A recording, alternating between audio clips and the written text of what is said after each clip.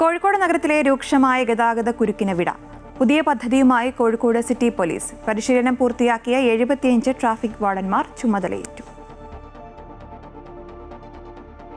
കോഴിക്കോട് നഗരത്തിലെ ഗതാഗതക്കുരുക്ക് അനുദിനം രൂക്ഷമായിക്കൊണ്ടിരിക്കുകയാണ്. ഈ സാഹചര്യത്തിലാണ് കോഴിക്കോട് സിറ്റി പോലീസിന്റെ നേതൃത്വത്തിൽ ഗതാഗതക്കുരുക്ക് നീക്കാനായി പദ്ധതി ഒരുങ്ങിയത്. സ്കൂൾ, റോഡുകൾ, ഹൈവേ, മാളുകൾ എന്നിവിടങ്ങളിലടക്കം വാർഡന്മാരുടെ സേവനം ലഭ്യമാവും. കോഴിക്കോട് സിറ്റി പോലീസ് കമ്മീഷണറായി ചുമതലയേറ്റ ഷൌക്കത്ത് അലിയാണ് ഗതാഗതക്കുരുക്ക് നീക്കാനായി ഈ പദ്ധതി രൂപീകരിച്ചത്.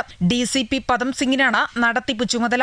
75 പേരിൽ 35 പേരും സ്ത്രീകളാണ്. തിരക്കുള്ള സമയത്ത്, പ്രത്യേകിച്ച് ഞങ്ങൾ ഈവനിങ് സമയത്ത്, ഹോളിഡേയ്സിൽ, ബീച്ച് സൈഡിൽ നല്ല തിരക്കുള്ള സമയത്ത് ഗതാഗത കുരുക്കുണ്ടാക്കുന്ന മാളുകളുടെ ഫ്രണ്ടിൽ ഇത് പോലീസിനെ സഹായിക്കാനും, കൂടാതെ ചില സ്കൂളുകളിൽ സീബ്ര ലൈൻ ക്രോസ് ചെയ്യുന്നതിന് അവർക്ക് അത്യാവശ്യം ട്രെയിനിങ് കൊടുത്തു.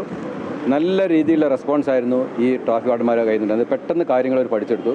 അപ്പോൾ അവരിൽ ഞങ്ങൾക്ക് നല്ല പ്രതീക്ഷയുണ്ട്. പിന്നെ പൊതുജനങ്ങളും അവരോട് സഹകരിക്കണം എന്ന് തന്നെയാണ് ഞങ്ങൾക്ക് അഭ്യർത്ഥിക്കാനുള്ളത്. ഫയർഫോഴ്സിൽ വളണ്ടിയർമാരായി സേവനം അനുഷ്ഠിച്ചവരും NCC SPC കേഡറ്റുകളും ട്രോമ കെയർ വളണ്ടിയർമാരുമടക്കം ട്രാഫിക് വാർഡന്മാരായി ചുമതലയേറ്റിട്ടുണ്ട്. സൗജന്യമായാണ് ഇവരുടെ സേവനം. കോഴിക്കോട് റോട്ടറി ക്ലബ്ബാണ് ഇവർക്കായി പരിശീലനം നൽകിയത്.